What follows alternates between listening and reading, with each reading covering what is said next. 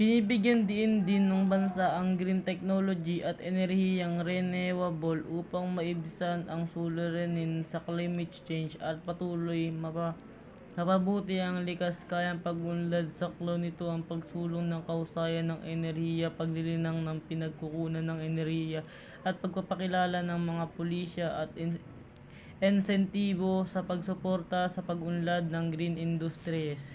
Aktibo ring nakikisa ang Indonesia sa pagpapatupad ng SDG, nakapaloob sa pinakahuling National Medium-Term Development Plan (RPGMN) 2020 to 2024 ng bansa. Ang SDG bilang batayan nito sa pagpapaunlad, nakapokus ang plano ng bansa sa pagwawakas ng kahirapan, pagpapaunlad ng infrastruktura, paglilinang ng yamang tao, pagpapanatili ng malusog at kapaligiran, at pagpapaunlad ng ekonomiya.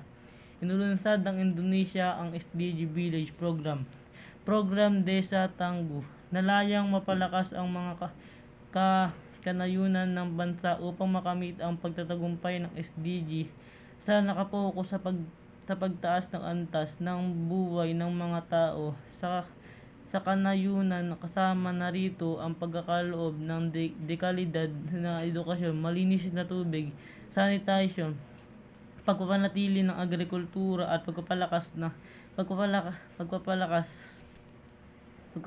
ng ekonomiya. Kasama sa programang ito ang panawagan ng pamahalaan sa mga mamamayan nito na suportahan ang program upang makamit ang layunin ng SDG.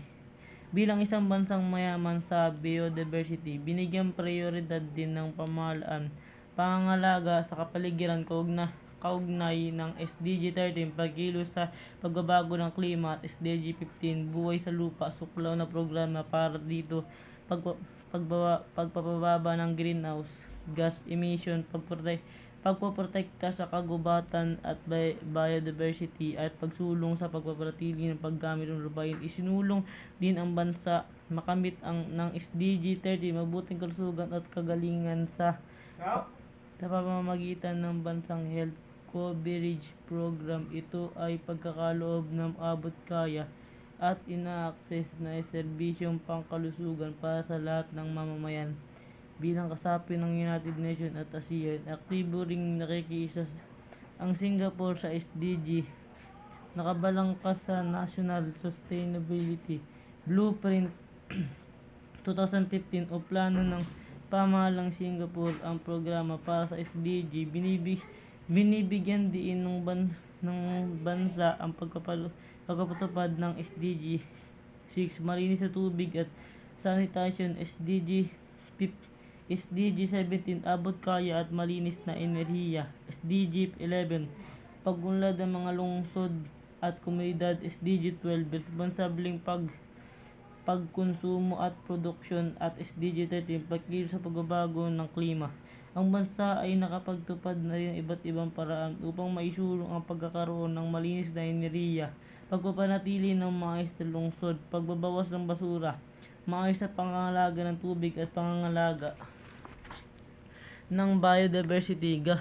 Gayon din ang bansa ay nakapagpaunlad ng ekonomiya na nakapagsusustina sa pagkonsumo at produksyon. Kaugnayan ng SDG 12, ang Singapore Smart Nation Initiatives na kaugnayan ng SDG 9, industriya, pagbabago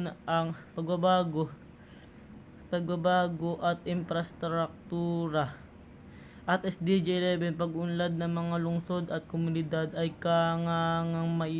naisusulong gamit ang kapaki-pakinabang na teknolohiya na nakapagpapabuti sa pagpaplano ng mga lungsod, transportasyon at serbisyong pangkalusugan sa tulong ng mga mamamayan ng bansa. Mahalaga rin para sa Brunei ang pakikiisa sa SDG ng ASEAN sa pinakahuling vision ng Brunei na Brunei Vision 2035 o Wawasan Brunei Bansa. Inaasam din ng Brunei na sila ay makikilala sa kanilang mga mamamayan na may mataas na antas ng edukasyon at dekalidad ng kakayahan ng may mataas na antas ng pamumuhay at dinamiko at likas kayang ekonomiya ng taong 2035.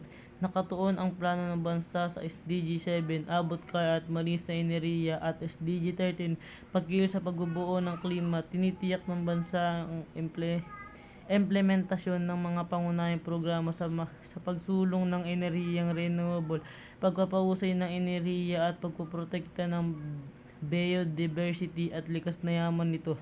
Bilang tugon sa SDG ng United Nations, itinalaga ang Myanmar Sustainable Development Plan 2018 to 2030. Itinuon ng bansa ang 1. Walang kahirapan at SDG 4. Dekalidad na edukasyon. Dobleng pagsisikap ang isinasagawa ng bansa upang mapahusay ang edukasyon, serbisyong pangkalusugan at programa sa proteksyon panlipunan, partikular ng mahihina at mahirap na populasyon. Nakapaloob naman sa Rectangular Strategy for Growth, Employment Equity and Efficiency in Cambodia ng Cambodia ang SDG. Ang planong ito ay nakapokus sa SDG 1, walang kahirapan; SDG 4, dekalidad ng edukasyon; SDG 12, walang nagugutom; SDG 8, disenteng trabaho at ang paglago ng ekonomiya; SDG 13, pagkilos sa pagbabago ng klima; at SDG 15, buhay sa lupa. Masigasig na pinagpupursigihan pangkalusugan ng mga program, magbigay ng proteksyon sa mga mamamayan at pagtatatag ng infrastruktura, partikular sa mga nayon. Nakapokus din ang bansa sa pagsusulong ng pagkakaroon ng produktibong agrikultura, pagpapanatili ng kaayusan ng lupain, akses na merkado at paglikha ng oportunidad para sa paghahanap buhay.